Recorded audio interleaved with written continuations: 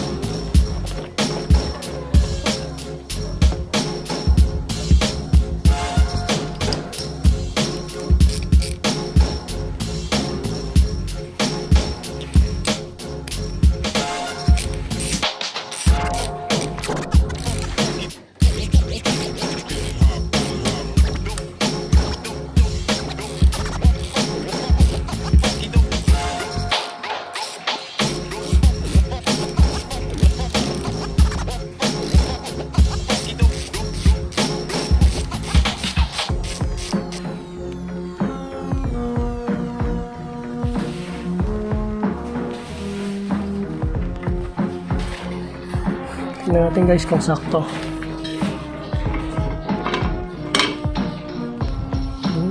Sakto.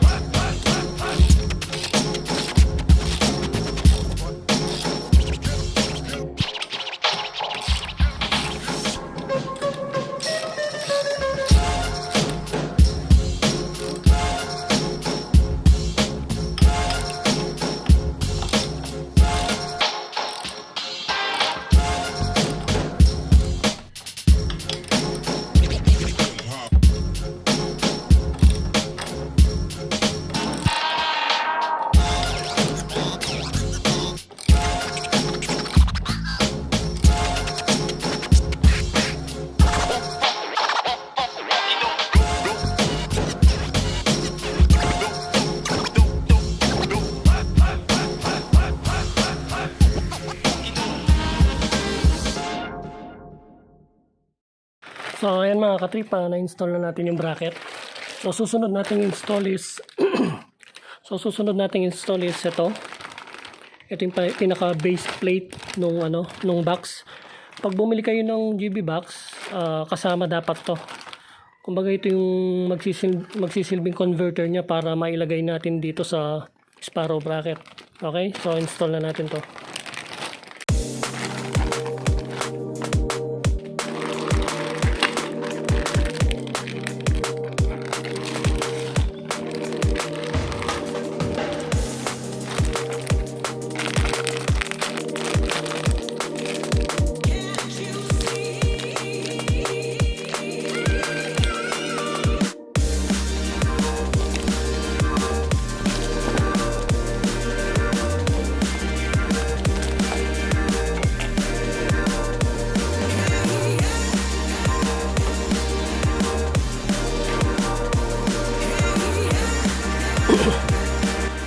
So merong butas yung SPARROW bracket dito mga paps, 4 yan. So itututok lang natin yung butas nito dun sa may bracket. Dito na dapat.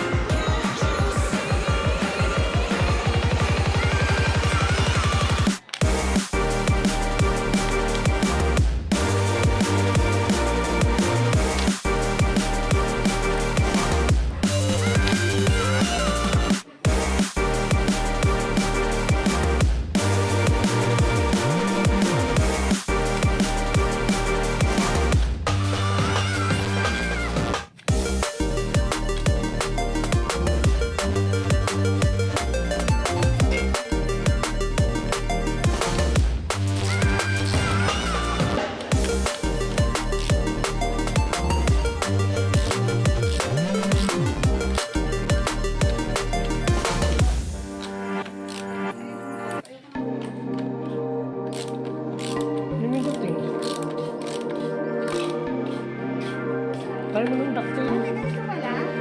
Wala. Nagkataon. Ganito?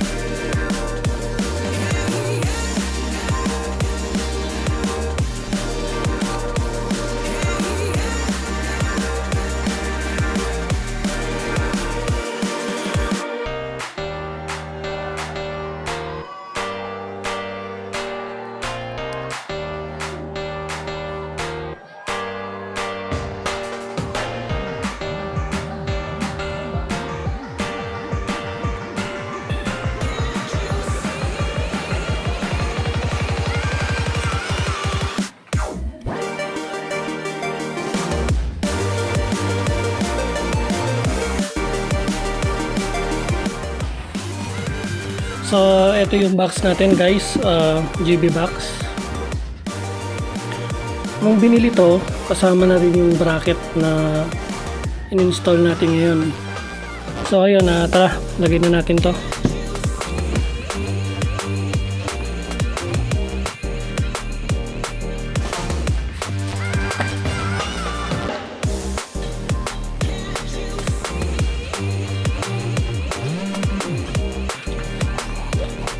So ayan mga katrip, na-install na natin. So ayan. May siyang 4 na tornilyo dyan para dun sa base plate. Ayan, mukha namang sturdy. Mukhang matibay naman. Pati itong bracket na to. Itong Sparrow. Nagustuhan ko itong Sparrow kasi hindi katulad nitong GIVI. Ayan, may metal siya dyan. Sakop niya ito. Itong bracket na to. Kumbaga malinis pa rin nakikita. Although itong GIVI bracket na yan is napakatibay talaga.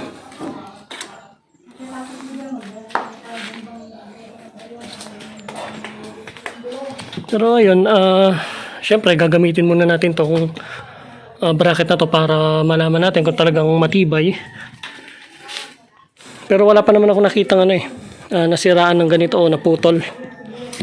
So ayun, update ko na lang kayo kung ano mangyayari dyan pagkatapos natin gamitin. So ayun, hanggang dito na lang yung vlog ko. Sana may natutunan kayo. And subscribe na lang din sa channel ko. And ayun, see you next vlog.